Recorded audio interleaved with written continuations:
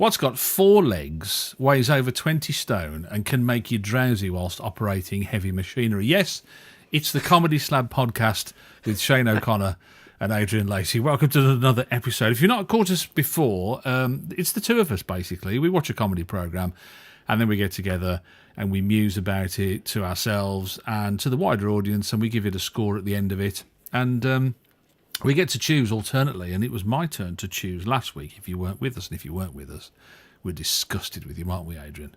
Oh, totally. But I'm disgusted with you, and you will be hearing from my lawyers. Oh, yeah. How do you know how much I weigh?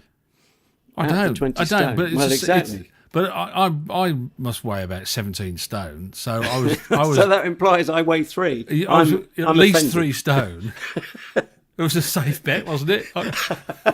I'd like to think I'm slightly heavier than that. I went down to Paddy Power and said, he weighs at least 3 stone, and they went, yeah, okay, you can have a quid on that. They're an each way. Yeah. I got to choose last week. It's a brand new comedy, which is the second time I've chosen, and you've gone, oh, I was going to say that, but I beat you to it. I like to think I didn't say it in that whiny voice. I think we should play the recordings back. You make me sound like Kelly. I've got a word about. Am I allowed a sort of postscript to last week's slabbing of Mum? Oh yeah, it was Mum last week, wasn't it? Yeah. We were talking about why Kelly has to, or feels she has to tell Derek. And if these names don't mean an awful lot, then do listen to the previous Comedy Slab. Or watch Mum. Both, preferably. Yeah, both, yeah. Mum Series 3, Episode 1 Don't on iPlayer as we speak. Not at the same time, though, obviously. But I meant to say, at the time, I did have a feeling that there was a craving for love from Kelly. What you won't have seen, unless you are up to date now, which would be some serious binge back-watching, because you hadn't seen any of Series 1 and 2, her mum is atrocious. Kelly's mum is absolutely atrocious. Right. So that does put it in a different context. Oh, Kelly's the sister-in-law, is she? Sorry, I thought Kelly was the daughter-in-law, but Kelly's the sister-in-law, isn't she? No. Pauline is the sister-in-law. Oh, who's Kelly? Kelly Is the daughter-in-law? is the one whose voice you didn't like. Yeah. Oh, right, okay. And her mum? Her mum is, who you haven't seen, is atrocious. She pops up. Is that so? That relationship then, presumably, she's a bit of a surrogate mother to her, then, isn't she? Because she did say, "I think you're the best person I've ever met," or something like that to her. Yes, she? There's a bit of that going on. Right. So yes, Okay. I'll just feed that in. Yeah, thanks for clearing that up. Okay. I wish you'd have told me last week, obviously, but I mean, I'm always clearing up your mess after you. But yes, I wish I'd thought of it last week and didn't need some help from a loyal Slab listener called Joss, who reminded me about the mum. It's all falling into place now. Only got 6 out of 10, sadly, but I suppose that's quite a respectable score. That's about average, isn't it? I would have said, looking back at For us, the previous ones. Yeah, I think you're meaner than me, but I mean that in scoring as in life. Yeah, I thought the highest one was episode 42 of the Comedy Slab, which got 98 points out of 10.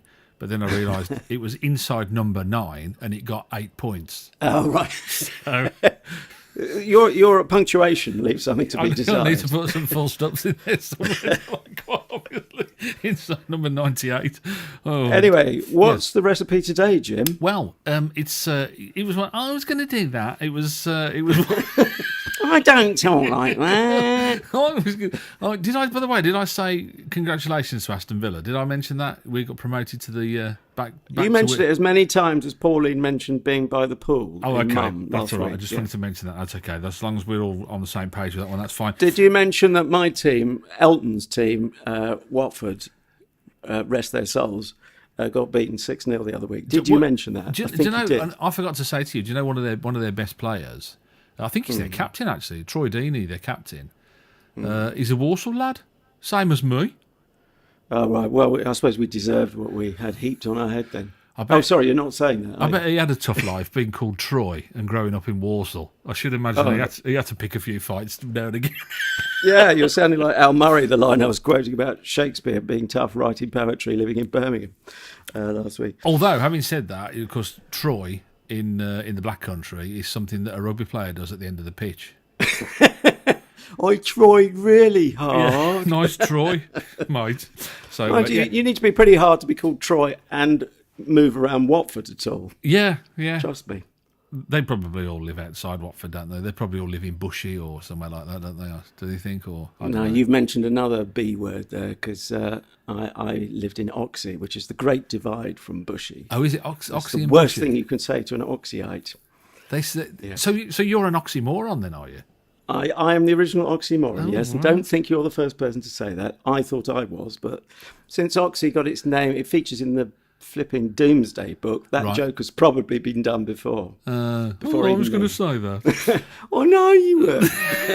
You tried. Anyway, last week, Felicity, I chose Felicity. a comedy. Now I've lost that. Is there a lot of brand new comedy about at the moment? Every time I turn on the TV It is a now, golden age, is it not? It is Fantastic. yeah, it's a real. I quite like a glut, but we're having a glut, aren't we? I've noticed. Who are you calling a glut? Oh, I see. Yeah, sorry. Quite a lot. You glutter. Now every time I turn on the TV, new comedy series starting and all this sort of Yeah, stuff. yeah. One of us I know will pick a brand new one. I think it's coming to Channel 4, is it? Or one of the Channel 4 outlets with Matt Berry in. Have you seen that one? No, I haven't. Where- But where- it's a must. Launch the nuclear weapons. Screw you. He plays a Victorian detective called Rabbit. Rabbit. And, I'm in already, but then it's Matt Berry. It's called the Year of the Rabbit, so I'm sure one of us will grab hold of that one. By You sure it's not the year of the rabbi? Could be Rabbit, yes. Anyway, I chose another new one, Back to Life, which is on. It's a BBC Three, isn't it? So does that mean it's not on real telly? It's just on pretend. Well, I haven't got a real telly still Oh, yeah. in my not so new flat. Yeah, I'm not so fussed. It's a bit like if you work in an abattoir, you don't eat sausages. I worked in TV for too many years. I know how it's made. Right. So no, I'm fine with. Well, no, I'm not that fine, but it's not number one priority. It's funny you should say that. When I worked in radio, I wasn't that bothered about sausages. It's weird, isn't it? So, I didn't like local radio sausages, that's for sure. but it's a BBC Three, not proper telly, kind of on the internet. Is it a real program? Who knows? Kind of It's production. on iPlayer anyway. Yeah, it is. It is on iPlayer, isn't it? Yeah, which is iPlayer is the one that works, isn't it? I see the woman who was running BBC Sounds has been helped on her way to further her career at another location. Careful. Which She's got. Don't tell me. She's got lots of interesting projects she wants to pursue. Yeah, I think, and also they reminded her how much she wanted to spend time with her family. So she's got. She didn't know she had one actually. She lives alone, but she's busy looking for a family as we speak. they got her a subscription to hereditary.com go and find some relatives and spend some time with them and stop ruining our website. Oh dear. Anyway, yeah, so it's on the BBC on the BBC Three on the iPlayer. Stars, one of my favourites. I quite like her whenever I see her in we don't see her enough on the TV, I don't think. A lady called Daisy Haggard. Is it Daisy Haggard or Daisy Haggard? I never know what to say because if it sounds like I'm being rude about it if I say Daisy Haggard. Well, is it Mel Haggard or Mel Haggard? Haggard, yeah. See, I'd Haggard, I would Haggard. say, but he was. Yeah. I don't know. Well, yes. Well, anyone who lives the country singing life for long enough. Is it becomes Colin Knackered or Colin Nackard? I never know. I don't know which way to say. But anyway, yes. So, how would you say it? Haggard? Haggard. Haggard, I would have said, but yeah. Now you mention it, I hadn't heard anyone say it. Anyone whose pronunciation I trust. But her dad's in the biz, isn't he? Is he? I didn't know that. Who's her dad? I can't remember, but Mr. Haggard or Haggard. Right. And there's a lovely quote. Sorry, I probably should have let you set up our first clip. We've got 3 audio clips to come. But very quickly, he said he tried to steer her away from acting. Maybe, again, it's like working in an abattoir. He knew too much about the biz. He may not be on, quotes, the creative side. I can't remember whether he might be. Oh, no, it's gone. I'll see if I can find it while we're talking. Anyway, he said, don't get into acting. It's such a sad, frustrating profession, and you'll be perpetually depressed. And of course, if any parent says that, if you tell your young kids when they're older, don't do this, what they're going to do? First thing they're going to do, isn't it, really, I guess? It's reverse psychology. She was in Green Wing very early on, and I think a brief appearance in Peep Show. She's had lots of little appearances in some great series like Psychoville and Uncle, which I've yet to and I keep looking at that and thinking we must slab that one of the week. We should slab that, yes. Have you caught some of that, have you? I've not caught any of that yet. Some is the word. I think tiny clips of it, but it's been recommended by my estranged wife, and she's actually got, I believe, a good taste in comedy.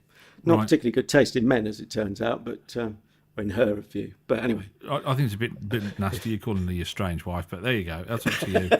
However you want to refer to her. It's your solicitor, and it's your money, however you want to spend it. Anyway, so Daisy Haggard, and she, just to quickly set the scene, because I think the first clip will kind of give people a bit of a flavour for it. It's very early on, which is very wise. I think, sets the scene. But essentially, all you need to know is that she has been released from prison after 18 years. And what I really liked about it thus far is that you don't really know, and you've kind of got that fermenting in your brain. I don't know if you had that. It kind of fermenting in your brain as you're watching it. Yeah. Thinking, why? What happened? What's gone on? And little bits kind of get revealed as the episode goes on. I love that. I must admit, I love that kind of thing where you kind of piecing things together and then muck about with the timeline, which we'll talk about in a bit as well. Anyway, so she's we'll hear a clip, and she's in front of the mirror. Well, she's rehearsing for an interview, which she has a little bit later on in the episode. Job interview. A job interview, I should say, yeah. And so obviously quite important to her because she's just come out of prison. She's trying to rebuild her life. And she does that thing, which I guess we've all done at one stage or another, where she's practising in front of the mirror. Hi, I'm... Miri or Miri? It's Miri. Good. I once went bivouacking with a Miri, and she was a lemon. Oh, so sorry. No, it's not your fault. Thank you. Super. Have you ever bivouacked? Is that an interview question? So, your CV, it's quite gappy, as in there's a gap in it. It's mostly gap. In fact, it's all gap. I think that's a matter of perspective. It says you worked at Fat Face in 2000. Critical Role? And then, nothing. Yes. I went travelling. Travelling? Oh. Yeah. In 2000? Yes. Until now? Mm-hmm. Where did you go? Burma, which is now also called Myanmar. Was that before or after they opened the borders there? Yeah. Which? Yes, it was. Yes. I think we should revive this tradition, as I said last week, in fact, of delivering a headline. So you've got to ask me a sort of leading question. You set the homework. I was going to say teacher, that. I'm the fool. Did you like it? Yeah, I tried to. No, I absolutely loved it I was in by 1 minute in. They had me. Right. And I have to say that the parents do it for me. They're fantastic. It is very well cast, isn't it? I mean, her dad seemed familiar to me. Have you seen him in something else or not? He looks like Bill Nye will in 10 to 15 years. Yeah. But it isn't him. But he's like a Bill Nye. Could even be his dad. Richard Durden is the actor. Richard Durden and Geraldine James play the mum and dad. I love Jo Martin, the social worker. Oh, we'll get to her, don't we? Yeah, I think we'll get to her in a little while. Her social, she was just fabulous as well. Priceless. And I can't tell you how my heart sang when I saw and heard the voice and the face of Liam Williams from Please Like, which we reviewed. I thought you were going to say heart sank. I'm really worried for a second there. No, sang, because I just think the guy's just fab. Episode 25 of the Comedy Slab, we reviewed Please Like. In fact, it got an 8.5 out of 10 from which is no mean feat, is it really? Not for two very mean spirits like us, yeah. But that was Liam Williams' own work. That was his creation and his writing as well. And he's the guy doing the interview there, and when I heard and saw it was him, I just thought, oh, this is going to be great. The other guy that as well, I thought, the next door neighbour Billy, played by Adil Akhtar, who I think I first saw in Trolleyed, Right. which was a Sky comedy program that was set in a supermarket. Which I haven't seen. And he was outstanding in that as well. I think he was in Four Lions as well, wasn't he? The Chris Morris film about the about Three Lions. 3 Lions rather, about the home. Maybe the sequel's going to be called Four Lions. No, I think it was just inflation. That was. I think it's since Your inflated ego. since Brexit. I think they've bought an extra. Oh, that's line. right. Blame Yeah. the B word. But I think he was in that as well. I think I'm right in saying. But anyway, yeah, I think you're right. Casting was great, wasn't it? Really, casting. Writing great, was yeah. superb. Timeline. What about the timeline then? Because it does, and that's why that clip might sound a little bit odd if you're listening in an abstract kind of way. The timeline bounces backwards and forwards all over the place, doesn't it? I was thrown. Yeah, it doesn't take much to throw my fevered brain, but thank you. And so that it's the same job interview that's peppered throughout the half hour, isn't it? Yeah. But she gets a phone call at one stage. I won't go into it. I won't spoil it, but that's to do with a job interview. And I assumed it was the follow up to the one that's scattered around the timeline. So slightly thrown, but then thought, no, that's a sort of inventive way of coping with the timeline, and it's not so much of a stretch, is it really? No, I mean, what I found curious was that I didn't find it repetitive or boring or drawn out. Coming back to the job interview? Yeah, because we watched these or listened to their radio shows a couple of times. First as a viewer, as it were. This is how I do it. First as a viewer, and then we kind of like do some notes after that. And the second time, I'm kind of thinking, I'm not getting bored of this at all. I'm not getting fed up. No, I was really looking forward to the second play, which is always a good sign. Right. But you'd think the way that they flitted backwards and forwards, and as you say, spent a lot of time with the interview, that you'd kind of go, oh yeah, okay, I get it. She's having an interview, but it flew by, didn't it? The whole episode for me completely flew by. What about the story itself? Oh, well, just intriguing. It really draws you in. You kind of touched on that to an extent anyway. I don't know because who listens to announcers such as I used to be these days, in these days of time-shifted viewing on iPlayer and so on.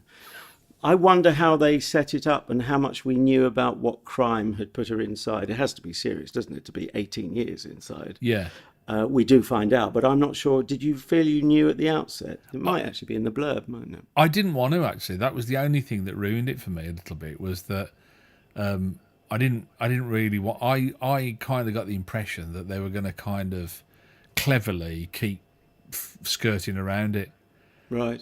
And so at the end of the episode, when there is a bit more clarity, I kind of went, oh, because I was kind of hoping that... I mean, you still don't know. There's still a lot you don't know about the events. I don't like stories to run rings around me indefinitely, and I think it's left it an absolutely beautiful place for episode 1. I mean, it's beautifully crafted. We should say, I have to confess to the kind of thing that you would have thought, you particularly, Shane, knowing what high esteem you hold Londoners of a liberal persuasion from the media world in. But I love them all, just to nail that to the mast, yeah. Yeah, okay. And that's what I'd like to do to the rest of them, is nail them to the mast, yeah. With their feet and their palms of their hands. Yeah. But I was guilty of, what's it called? Unintentional bias. No, unconscious bias. Oh, right. I somehow thought there was going to be at least one male writer. Why should there be? But it is so rare to have what we have here, a fantastic team of 2 women, and both of them know, what's the term? A laggard, someone who doesn't... they're hard-working. No slouches. Haggard. I'm saying, I'm saying no, Haggard. Or the other writer. Do you know Laura Solon from No, any she other hasn't really done capacity? anything, actually. I think she's done a bit of stand-up and that, hasn't she? Well, you say hasn't really done anything. I don't know that she'd get this far. You've not caught her on Radio 4 then? Is it No. Talking and Not Talking or something like that? It's something and not something. Not Talking, I think it's called. Yeah, I saw it in yeah. the credits, but it wasn't something that... Yeah, I think what you need to say, more accurately, as far as we know, she hasn't done a lot of TV. That's what I meant, yeah, sorry. Yeah. Or That's the trouble. This kind You're of just writing. an I got the impression- IMDb head, aren't you? You see, if she hasn't got a list as long as your arm on that, you're not interested. No, it wasn't. It wasn't that. It was just that it was the kind of I saw that she'd written like the radio stuff, but for herself, and so I kind of classed this as this is a different type of writing in my view. Do you know what I mean? You're kind of writing. I got the impression with this that the majority of the ownership of this, not the writing, but the ownership, was Daisy Haggard. That's the impression I got. Is that it was her vehicle. Well, I think you're bound to think that anyway, as she's the star of the show. Right. But we'll never know, will we? Really? I haven't seen any interviews with Laura Solon and Daisy about the writing. But what's her radio show like, Laura Solon? well, actually, it came greatly recommended, which of course immediately sets your expectations higher. I was a bit disappointed as against the expectations I felt were set for it. I can't remember whether it was a personal recommendation. It's a few years ago now, because the original TV Centre was still open, which closed in 2012. So it's, I think it's probably about 2010. And it's sketchy comedy. It's enjoyable, but not sort of standout amazing. But boy, is she with Daisy, obviously, somehow between the two of them, they have found their comedy feat. I always think that's a huge thing as well. You know, they kind of do this a lot, Radio 4, and we talked about this before, where, you know, to write and conceive and perform that kind of product for radio, which kind of almost precludes you from doing it on the live circuit, then is a big ask. And I think in commissioning, I think Radio 4 have got that wrong. And I said to you, you know, a lot of the time they should have, even if they had an in-house script editor who helps them with this and says, right, okay, you know, how can we develop this or help you with it or work it through, whatever. So it's not such a big responsibility on the shoulders of the the writer and performer. I think it's a bit much to ask people, and I think 9 times out of 10 that's why they do tend to, you know, not fall on their face, but they tend to be a struggle sometimes, don't you think? It's a big thing, isn't it? It's a big job. Yeah, but I'm just wondering about that, because here's the thing. Being an old BBC bore who floats around the building whenever I can, I've actually seen... The rest of the time he uses the stairs. Yeah, go on. Yeah, they don't call me Banquo's ghost for nothing, but... been doing it too long. They all think I'm dead by now. But anyway, I still draw a paycheck at the end of the month. But I have seen what I can only assume are script conferences. It's a bit annoying because you could see them, but you can't hear them. I've been in, for instance, and you'll appreciate this because we were talking about him only the other week, or sort of a bleak reference because of another actor that was in common with a show we were slabbing. But Mr. Wrigglesworth, Tom Wrigglesworth. Yeah. I've seen him on the day of his recording in the room which adjoins BBC Radio Theatre at Broadcasting House in the West End in London. And I wish I could lip read better, but they are sitting there discussing the script. And I knew one of the women, because she works in the role's called production coordinator. I'm wondering whether, because there isn't the name of... someone in the credits that we're aware of that says script editor, I'm sure that a form of script editing goes on, but I couldn't tell you. I haven't been invited to those meetings and I can't lip read well enough. Right. But I've seen these meetings where they're all gathered around the table, and also, I mean, as I say, that's on the day of the show, but there has to be stuff going on that is before then. Yeah, I mean, it's just an assumption on my part, so I could be completely wrong, because it's just that the assumption that the reason that so many of them turn out to be quite, or seem to sound quite laboured, is because they're a one-person struggle. I mean, equally, you don't know whether the artist has said, actually, no, this is mine, I want to do it like this, you've given me the commission, and I don't want any body interfering with it. You don't know, do you, really? So I don't know. Anyway, we're well overdue a clip. Oh, here. gosh, yes. And you Clip round the ear in your case. Yeah, you mentioned Miri's. Miri, this is the main character played by Daisy Haggard. You mentioned Miri's parents, so I thought it was high time we heard from them. This is her telling her, because she's gone back to, upon release from prison, she's gone back to live with her parents because obviously she's got nothing else. And we worked out, I think, through the script that she was about 18. Was she when she went to prison? 18 or 19, I think, was she, or something. Does she make a reference to being 38? So that would make about 20?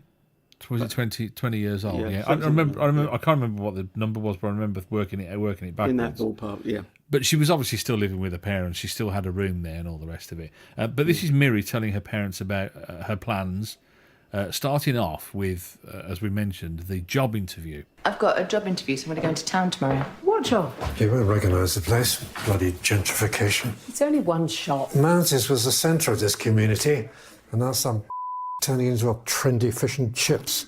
We don't know he's an We presume. Everyone's terrified we're going to be the next Margate. What happened to Margate? Don't get him started. Hipsters. What's the job interview? It's an office cleaning firm. And they know about you and your situation. I don't know about that. They just said I should go in. And they pay, wait for it, £6.50 an hour. So milky bars are on me. That's not even minimum wage. Oh, OK. Well, anyway, it's a start, isn't it? And then after that, I might go and see Dom. Just, catch up, say hi. Have you spoken? Well, no, I just left him a message, so when he calls me back. It's been a long time, and you don't know how he's going to feel now that you're back, or how you're going to feel. Yeah, no, that's why I'm going to wear full wedding attire. I'm not going to wear a wedding dress. Come on, guys. I'm not going to do that. But we were close, and, he wrote to me occasionally, and you said he always asks after me, so... Well, yeah, yes. So I'm going to go and say hi, if that is something that people still do. I like the idea that, and she might be right, common civility, i.e. saying hi to someone, might have stopped in those 18 years. Before I forget, this is a Two Brothers production. I might come back to that in a mo, because I think we've slabbed another Two Brothers, haven't we? Previously? What else? I mean, they've got quite a list of credits to their name now, haven't they? Yeah. Also, can I quickly do my back to life anecdote? It's only because there's the song from Soul to Soul, which, as a hip DJ, you would know. But it's absolutely nothing to do with this show. So very briefly, did you know that in the way of some successful commercial acts, they branched out into having shops, or at least one shop, and selling, I think it was merch, the old merchandise, but possibly other stuff as well. Anyway, there was Soul to Soul, yeah. And I remember there was a shop when I was working maybe at the Virgin Megastore, which was on the junction of Tottenham Court Road and Oxford Street. I was possibly coming back from a gig there and coming via Tottenham Court Road, and there were these two delightful, cute kids dancing to some track. I don't know whether it was Back to Life, in the window of the Soul to Soul shop. You're joking. No, and it's just an amazing moment. Chimneys, and yet, yeah, I know. And then they just, they make them perform like, What was the shop called? Was it called Sold to Sold? Oh dear, it was sold afterwards. I've never heard anything so blatantly, wantonly commercial Tedious? in all of my life. Oh, right. That's disgusting, isn't it? Next, they'll be trying to sell music, won't they? Making money out of musical career. Oh, that'll never work, will it? Don't start me. Don't start me on Margate either. I have to. No, don't start me on Margate. What happened to Margate? Don't start me on Margate. I have to say, every time I thought, what are we slabbing? And I was writing something. What's it called? The song came into my head every single time. That's how hooky it is. So there you go. You're going to sing it, or shall I? No, I'm not giving them another penny. Otherwise, they'll open another shop in the Tottenham Court Road and fill it full of kids in the window, won't they? There won't be kids anymore. They'll be Daisy Haggard's age. Yeah. Yes, so lovely crisp lines again. I just love the dry wit of the dad particularly, but yeah, the mum's great as well. What's nice? Sorry, I was going to say what's nice about the parents. I thought was that they provide the antidote to the comedy, don't they? In a way, because they're quite clearly, the father in particular is just trying to cope with all of this. But it was, I don't know, there's some real dry wit there. I wouldn't want to underplay their contribution to the comedy. Do you remember the first time we encounter them? The mum says, and I assume she's referring to the cap. The trouble was I was watching this on an iPhone in bright sunshine. Yeah, she said, do you have to wear that? You look like Guy Ritchie.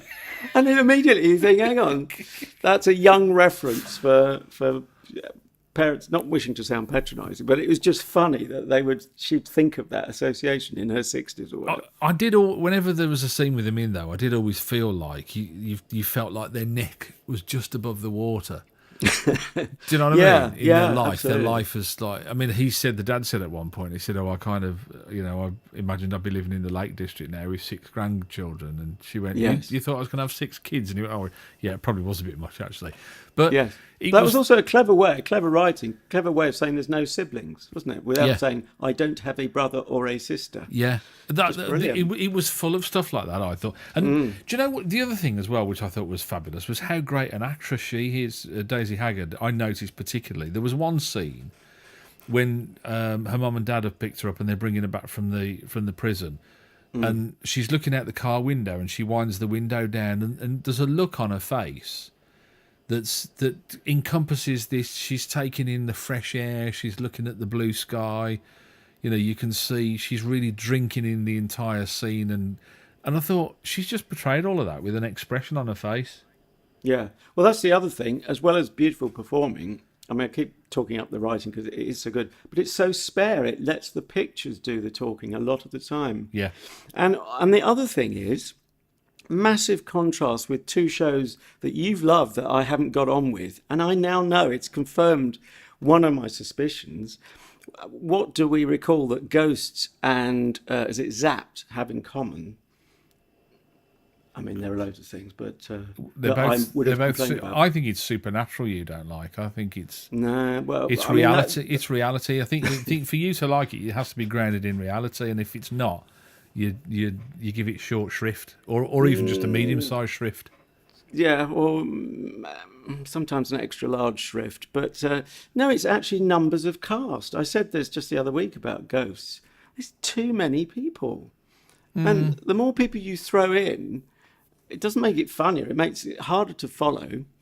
And they each get paid less, which is another reason not to do it. Although some episodes of Inside Number 9 have had huge casts as well, haven't they? They've had quite a large. I can't think of any that I would call a huge cast. What are you thinking of? What was the one where they're all hiding? They're playing sardines in the wardrobe. That had got a cast of about 7 or 8, I think, something like that.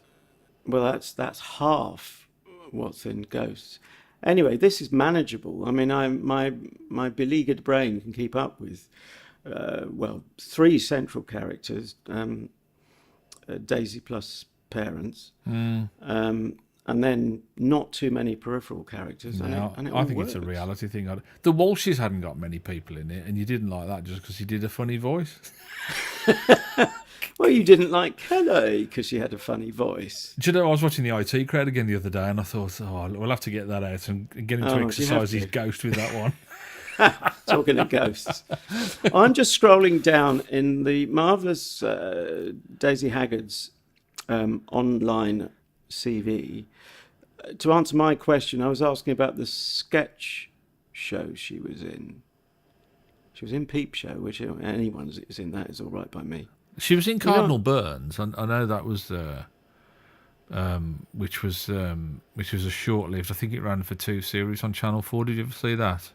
Right. No, I didn't. Which was quite entertaining. That was the only sketch show I remember it being in.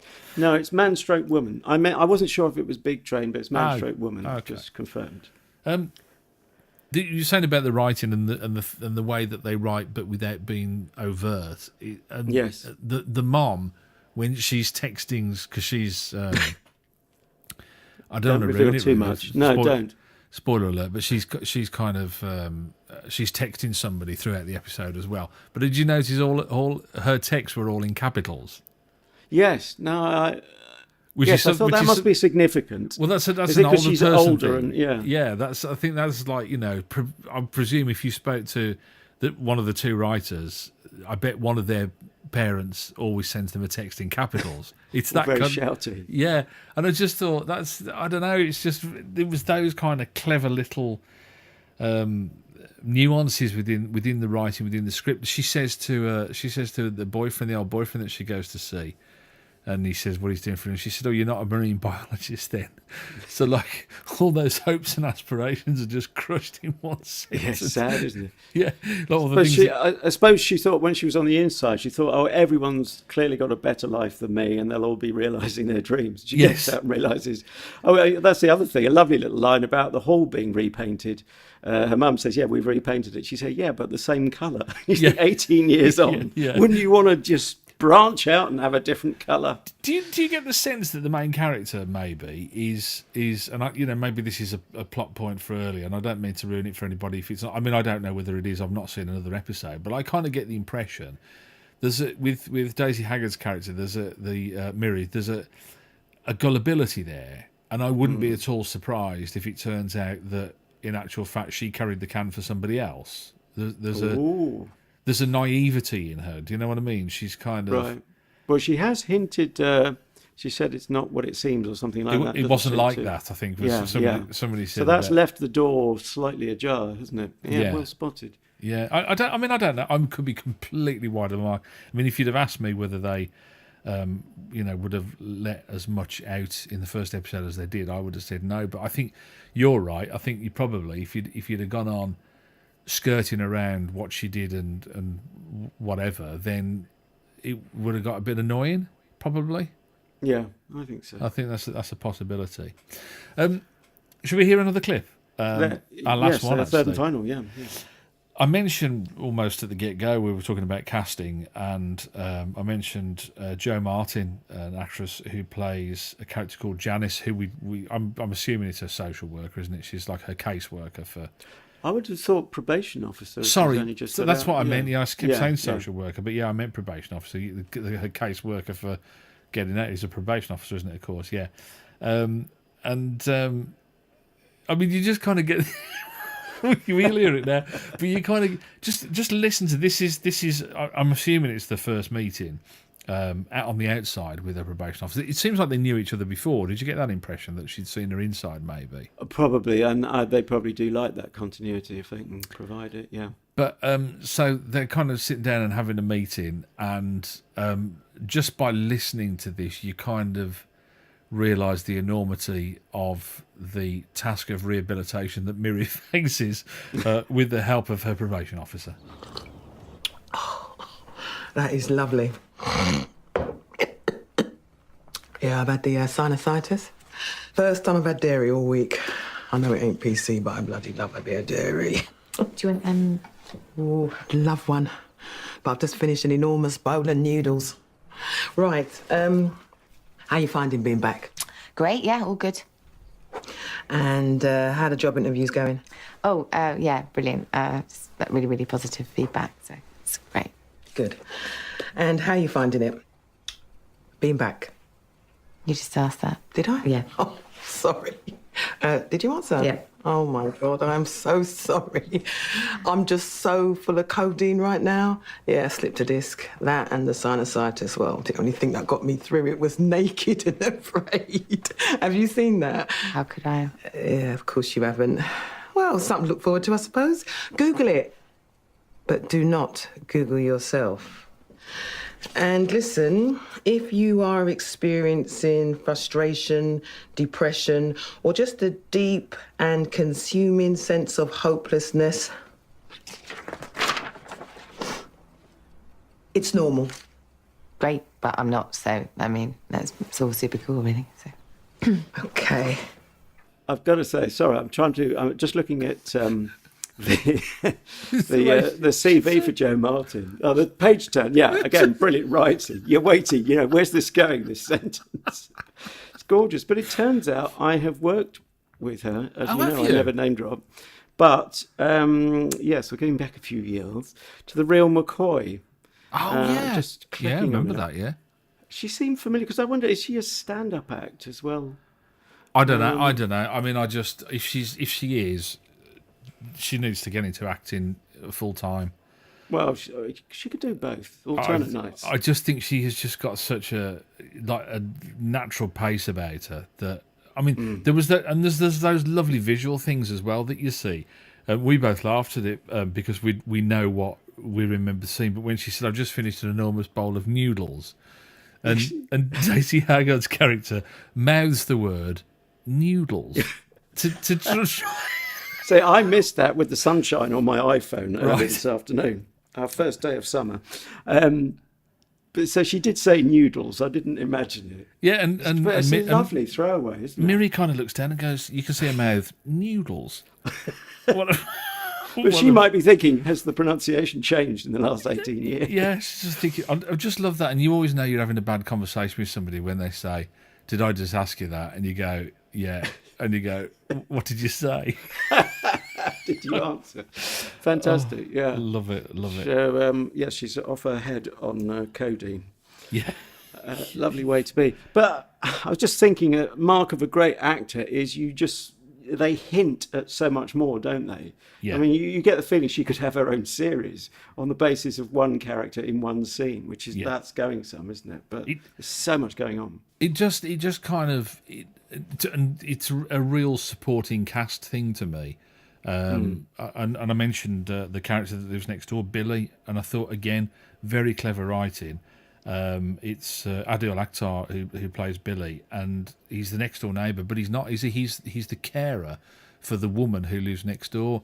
And I thought, what a creative and clever way of putting him next door, without just having him living there on his own or living with his girlfriend or being married or do you know what I mean? It was just I just thought, that's intriguing the way that they've done that. But I'm wondering, the way he phrased it, fine, he's her carer, but it could be his girlfriend or wife, couldn't it? I don't think it's that woman that was in the top window, wasn't she, who swore at. But how would that rule out it being his partner? Oh yeah, I mean, it just didn't seem likely. I mean, twist. again, it's just an assumption, isn't it? You know, you look at people and you think, are they? She seemed to be a lot older than him. Yes, and well, not, maybe that's why she's gone nuts. and not But, altogether as stable as he was, really. No, but the other thing is, there's a romance there, isn't there? I mean, they kind of hinted at a romance. I thought with the two of them. Do you it think? did make you think. Yes, is this the love interest? Perhaps. Yes. The other thing is, could it be? I'm not fantastically read, least of all 19th century women's fiction. But is it a Jane Austen reference? Perhaps is that the mad woman in the loft? Oh, it's my favourite, Jane Austen. Yeah. I thought you were all over it. That woman's realm keeps you going, doesn't it? All over Jane Austen, I am, yeah. And my I appear in court next Wednesday. For your sins. Maybe it is. I don't know. We mentioned before we were talking because I bleeped the first clip and we were saying about how little they used swearing as a vehicle to get a laugh. But the neighbour at the window, can you remember what she says to Miranda? Yes. Yes, I'll have to bleep you if you say it, but yes. Again, sparing use of swearing, and which I've likened it before. I don't know if I've done it on the Slab. I probably have, because I'm always repeating myself. Did I say that before? Did you answer? You're always repeating yourself. I knew you said that. But anyway, I think it's like a currency. You can think, oh, well, we'll get loads of money. Let's print some more notes. But then you print more notes and every one of them is worth less than the previous one on the printer. Yeah. And the more you swear, I'm not offended by it. I don't take a sort of prudish approach to it. But it just Cheap. devalues it as a currency. Cheap. Whereas she gets, the mad woman at the window, whoever she is, gets the strongest swear word and it has the most impact. Which is exactly the She only says 3 words, doesn't she, out the window to her, and one of them's a swear word. But the way she delivers it just really, really gets a laugh. It really does. Yeah. Well, I think I know where we're going with this anyway, but I think it's about time to 1 out of 5. To wrap, oh, sorry. Yeah, I'll give it half. To wrap up, Back to Life. We put a link, by the way. Back to reality. You can if you want to go and grab this and go and watch it. I mean, I will certainly be going back for the other 5 episodes of the series.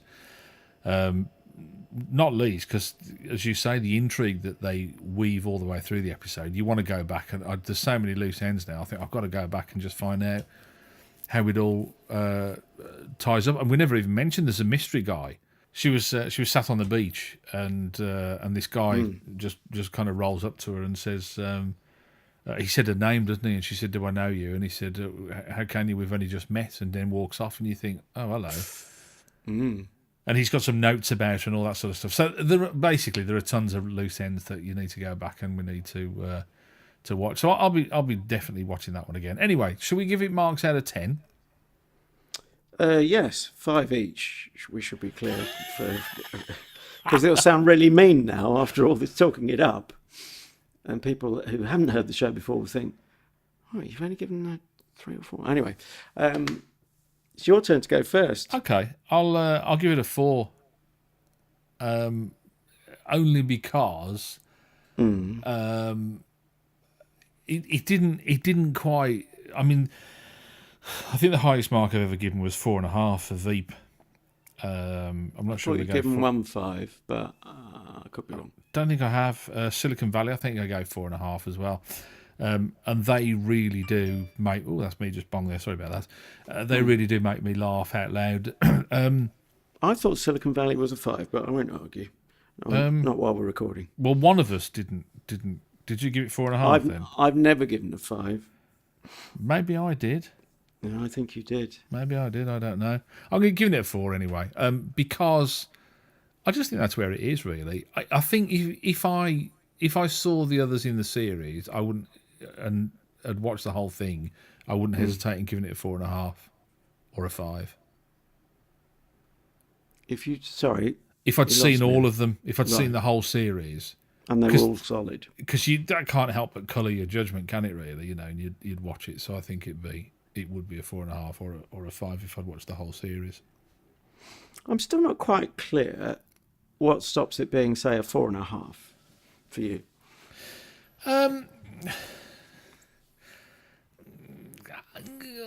It's just a gut thing, really. I don't think there's anything. I couldn't say, "Oh, there aren't enough words in it," or "I didn't like the dress that she wore," or "I didn't think it's a great cast, great writing, great premise." I think the premise is great as well. I mean, there were scenes in it where I kind of thought, "Oh, you're ruining it a bit there." Like she put on a really undersized skirt. Yeah. And tried to walk up the road. I thought, "Oh no, don't do that. That's a bit rude." There were 1 or 2 scenes in it that I kind of thought, "Don't do that. You don't need to do that. You're better than this." That's quite harsh, because I was going to say I quite liked some of the physical comedy, even if it's obviously not cutting edge, as you're saying, but in context it worked. Yeah. Oh, it's not like I say, it's not it's a gut thing, isn't it, with this, really? I think that's, it's not a if you add all these things up it comes to this amount of points, really. But yeah, I'll give it a 4. Okie dokie. Well, I am going to go for 4.5 because I really can't. If I say I can't fault it, then people will say quite reasonably, "We'll give them a 5." Then you mean 7? So, but give them a second series. Smell my cheese, you mother. Yeah, I think the nature of it can never be an absolute blast because it's a gently unfolding thing, but it's an absolutely beautifully crafted story. And we always mention writing and performing, but on such a good show, everything comes together, down to casting, production, technical side. Except I still have issues with handheld cameras, but hey, there's a big continuity gaffe as well. Did you see that? No, I missed that one. Couldn't see much in the sun. When she was putting the skirt on and they did the one angle from behind her and she stood on a manhole cover, and then the front angle, she wasn't standing on the manhole cover. Oh. So sure it wasn't an intentional jump cut. Either that or it's one of those mysterious, the self-propelling manhole covers that they have in London.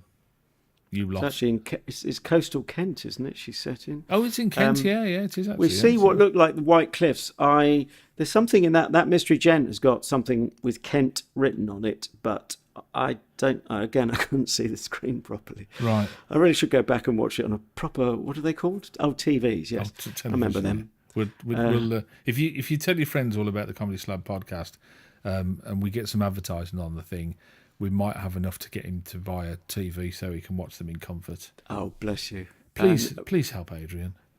Preferably a colour one, if we can. If the budget will stretch to that. That'd be nice, wouldn't it? Yeah, wouldn't it just? Right. So, is this homework setting time? I suppose it is now. Sorry, so what did you say? You said 4.5. I said 4.5, so it's 8.5. 8.5, yeah, okay. Yeah, homework, please. I like to throw in a curveball. I was very close to... I'm not going to give too much away because I will actually set it another week's homework. I was going to set another TV show. It was going to be another iPlayer one, but it was a bit close to something else with one of the actors in the lead roles. So that's to look forward to another time. Unless, of course, as you've done twice now, you get there first. Yeah, rotter. I thought I'd thrown a curveball. I thought it must be time for some radio. And I'm not saying this is old radio, but it's actually in black and white. It is... How do you fancy a bit of Benny Hill on the radio on the BBC? Hill on the radio. Yes, I Wow. know. Pre-ITV, obviously. From 1964 there, mate. So over 50 years ago. And, yeah, interesting, because if nothing else, it's a bit of social history as well as a comedy for the Slab. Now, what I failed to do is get the exact title of it. Bear with me, caller. I just heard it today on BBC Radio 4 Extra. And, oh gosh, sorry. Chat amongst yourself, Shane. Is there anything you can talk about? You can do those social medias or something, can't you? The platforms and all that. Yeah, don't forget, if you want to catch up with some of the previous episodes of the Comedy Slab, which we talked about in this episode, you can do it by subscribing or liking or doing whatever you do to make sure that you get your weekly episode, because we release these on a Monday. Your weekly episode of the Comedy Slab, you can go to the source, actually, which is Spreaker.com, and you can find us there if you just search for Comedy Slab. Or failing that, Apple Podcasts or Spotify or all the other wonderful places that you can get podcasts now. Generally, if you put Comedy Slab in, you'll be able to find us. And, of course, there's a YouTube version as well, which has kind of got a little graphic that moves about just to make you realise that it hasn't all stopped and frozen. Have you found it, or...? I've found 2 Benny Hills. I'm trying to work out... okay, it's slightly odd because they haven't given it an episode number, certainly not online. So bbc.co.uk within the UK should be available on bbc.com outside the UK, depending on copyright. So oddly, it's got a transmission date, but I mentioned the year 1964. It's the episode from the 29th of March, 1964. It's my birthday. Is it indeed? Are you sure? Yeah, I was -2. Right. Well, you've given the game away. Fortunately for you, my maths is appalling. That's incredible. I never knew you were 74. Anyway, so look it up. It's called Benny Hill Time. Yeah, it's Benny Hill Time. Wow. Yes, and not going to give too much away, except to say he wrote it himself. So that's an interesting twist there. I was going to say when he something. went to TV, it would have had other writers as well, I think. I was going to say something about Benny Hill, but I will save it until next week, and next time on the Comedy Slab podcast, we'll have a good old chat about Benny Hill. Yes. We are on Twitter and Facebook as well. Don't forget, @Comedy Slab is the place to find us. But meantime, thank you very much for being with us. Thanks for listening. As I mentioned, you'll find the link to Back to Life if you want to go and catch up with that and see what you think. And if you want to leave a comment on any of the places that you can find the Comedy Slab, then you can let us know what you think as well, which is always quite nice. And other than that, I don't know about you. I'm off for a big bowl of noodles now. I'm looking forward to a whole run of porridge. I'll just let the penny drop. I'll get there eventually.